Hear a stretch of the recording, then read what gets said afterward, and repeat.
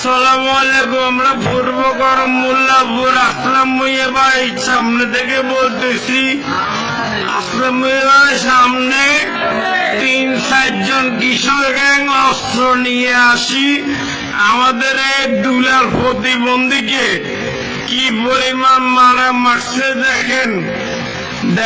আমরা এই দেখেন রক্ত পুরো রক্তাক্ত করছে। দেশীয় অস্ত্র ছিল তাদের কাছে। অস্ত্র কোথায় পানিতে পাল্লা দিচ্ছে, অস্ত্র খুঁজে পাওয়া যেতেছে না। এই ৪ জনে দেখেন একজন কৃষক গ্যাংয়ের লিডার, দেখেন